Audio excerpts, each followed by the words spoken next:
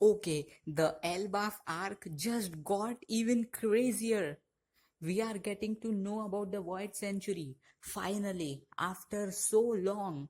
But have you ever thought why? Why is the world government actually trying to erase the Void Century from the history? I mean, what do you think? There is no specific reason. But according to theories, Oda always foreshadowing about things which really come true.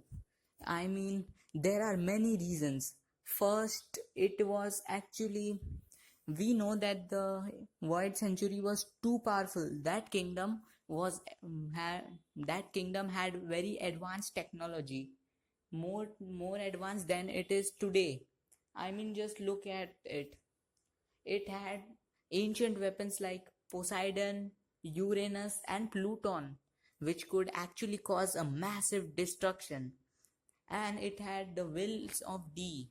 You know about the D's, right? Yeah.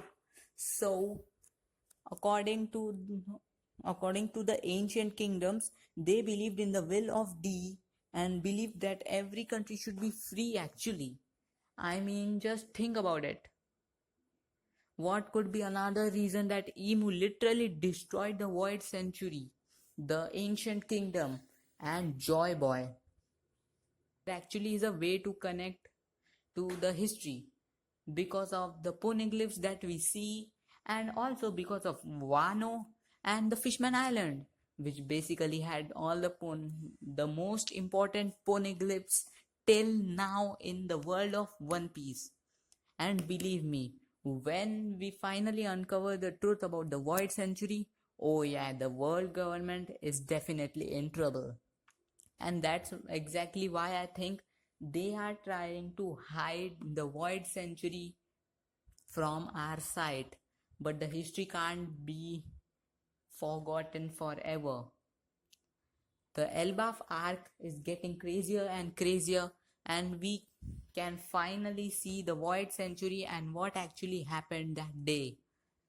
I mean, just look at Zunesha, the giant elephant, and the robot on Egghead.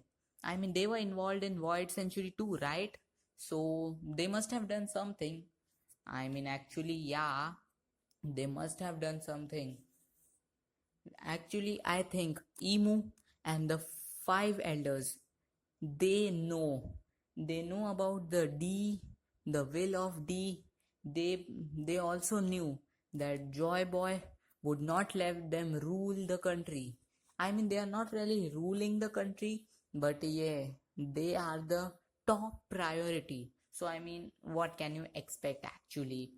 They are the top priority, and I mean, emo is hidden from the world from now, but I think there will be a time when emo will somehow come out in front of the world and rule the world, unless Luffy dies. I mean, I don't think Luffy will die because obviously he's the main character, he can't die.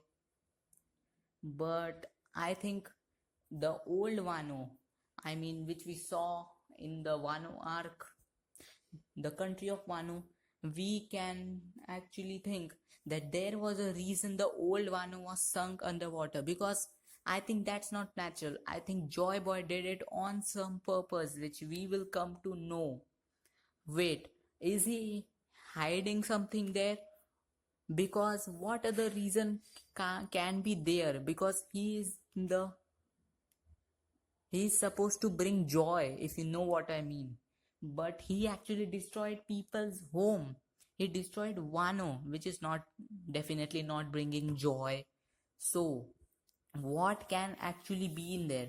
Well, we will get to know about it once there once we come to know about the truth from the poneglyphs that we are getting. Oh, and by the way, Emu does know that who is Joy Boy. He does know that Luffy is Joy Boy, because in one episode of Reverie, I think we can clearly see the Luffy's wanted poster in his hand, and we can also see a giant straw hat. I don't know what the hell is the meaning of a giant straw hat.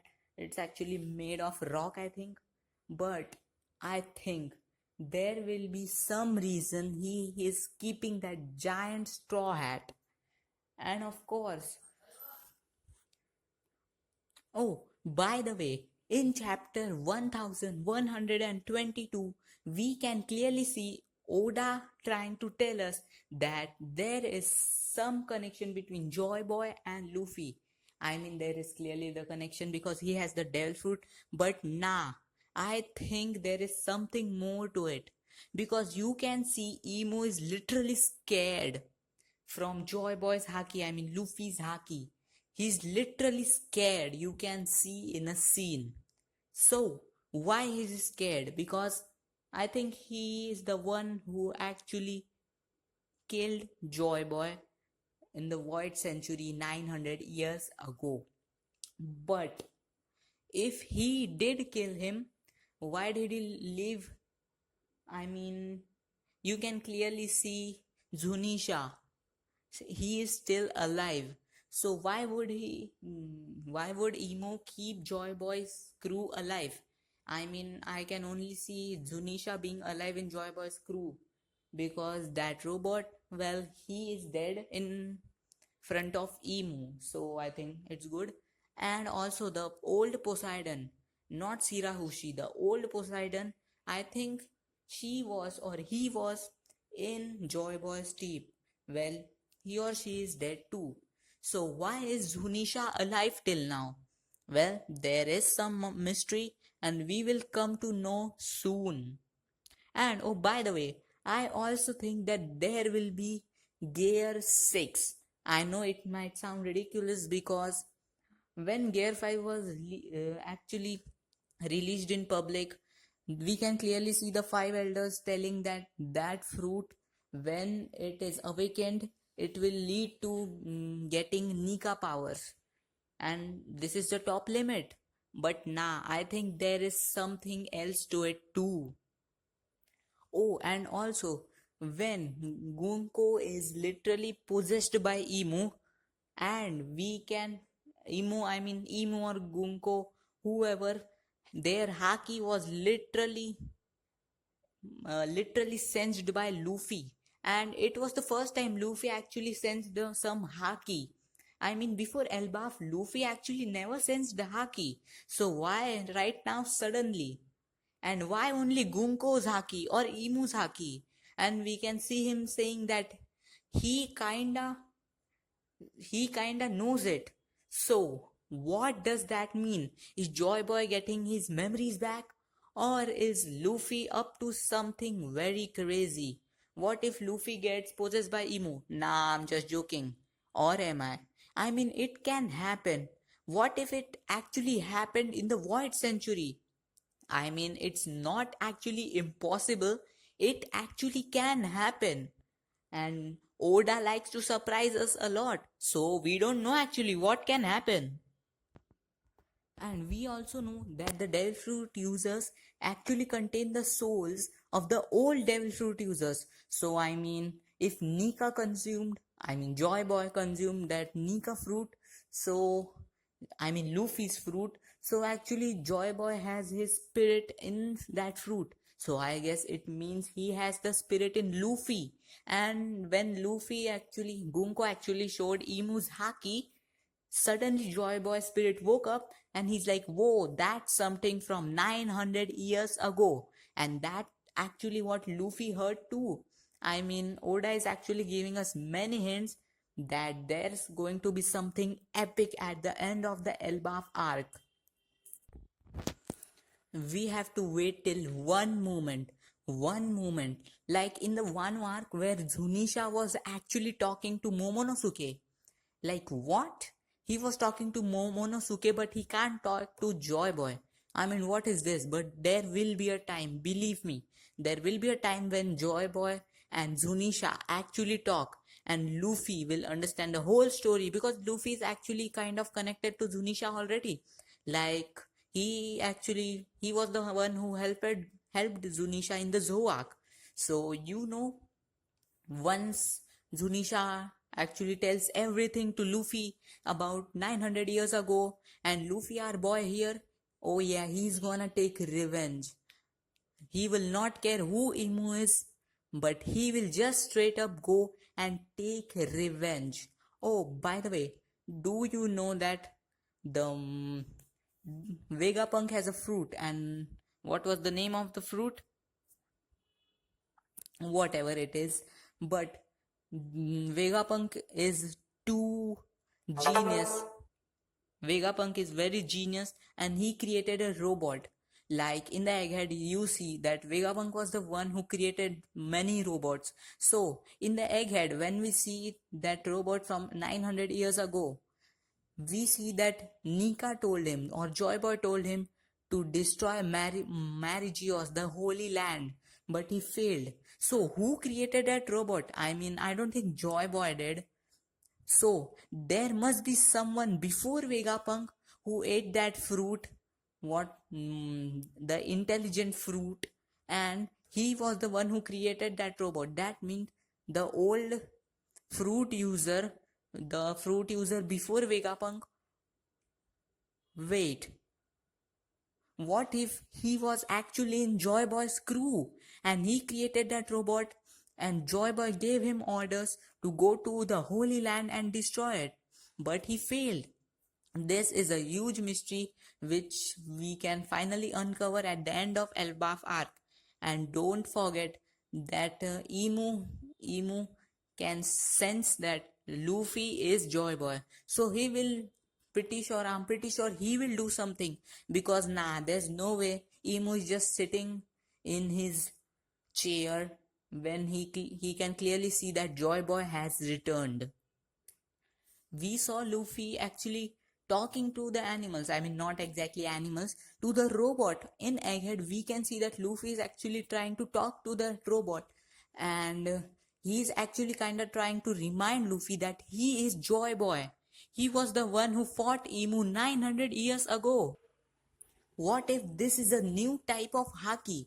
I mean, it can actually be a new type of haki that Oda is basically trying to show us, and which will play a major role in Elbaf. I mean, um, just look at the scene. He actually sensed that Chopper was the one who fell with it. I mean, he fell. How did he understand that it was Chopper? I mean, he's trying. He's trying to learn that Haki, and Luffy knows that he can do something that only a few people can. Because in Egghead also, he was the only one who could talk to that robot. So why is Momonosuke able to talk to Zunisha along with Luffy? Did Momonosuke had a role to play? I mean, maybe it's another type of haki, because I clearly don't see Momonosuke playing any role in the Void Century 900 years ago. And we can also see that Gold Roger was actually able to talk to the Sea Kings, Sea Beast, and he was also able to read a little words from poneglyphs. So I guess it's just another type of haki which Oda is actually trying to tell us, but actually, you cannot be sure with what Oda is actually telling us. And now we come to this point, that why was her turn to get possessed by Emu? I mean, there were so many people. Emu could possess Zoro, he could possess Sanji. Then why Gonko? What did she had to do with Luffy? I mean, in the last chapter, you can see actually that Gonko might be Brooke's daughter. I mean, because look at that ho ho ho ho. You can see that it is Brooke, but Oda, he will not. We will try to create myths until he finally confirms it. But I pretty much think that it was Brooke, because Brooke basically is dead, but he's still alive. He will live forever. So I guess, yeah, it might be that Gonko is Brooke's daughter. But if she is, then why did not Brooke recognize her? Well, that's some other topic. But for now, we will have to say that Gunko will play a very important role, as she was the chosen one by Emu and controlled by her. Oh, and by the way, the giants know that Luffy is Nika, he is Joy Boy. and they also know about the void century perhaps. Then, and this is the reason that in the reverie you cannot see a giant, because Elbaf is actually untouched by the government and by emu, because, and so why is actually emu scared of the giants? Is he scared of the Elbaf? What if there is some big secret hiding in Elbaf? Because emu literally has the mother flame. He destroyed the Lulusia kingdom to check it. Why didn't he try to wipe out Elbaf? I mean, Elbaf is not also connected in the world government. Elbaf is not also connected to the 20 countries. They are not in the reverie. So it is basically just a normal island which can be actually destroyed. So why did Emu not try the mother flame on Elbaf? Why did he try it on Lulusia kingdom? Well, as the story goes on, we will come to know about the truth of Elbaf and what Oda had been hiding this whole time in Elbaf. And you know that the the followers of Joy Boy and Nika are hated by the world government. Just look at Buccaneers. Kuma is a Buccaneer and he was hated by Joy Boy. He was hated by world government. Why? Because he believed in Nika. The Buccaneers believed in Nika and Joy Boy.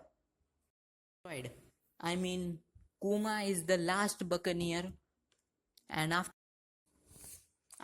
Kuma is the last Buccaneer, and after that, that race is over. There is no Buccaneer left, and it all happened because of the world government. So, if Buccaneers followed Joy Boy, the Giants are following Joy Boy. Why is the world government not attacking Joy Boy? Well, that is something for another video. Thank you guys watching for this video. Make sure to like and subscribe for the next videos and theories that are coming up. The Elbaf arc is getting crazier, so will be my videos. Thank you.